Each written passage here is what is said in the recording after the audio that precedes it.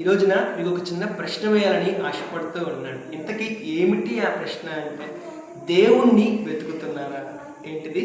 నిజ దేవుణ్ణి, సత్య దేవుణ్ణి, రక్షకుడైన దేవుణ్ణి, మన పాపముల నుండి మనల్ని విడిపించే దేవుణ్ణి వెతుకుతున్నారా?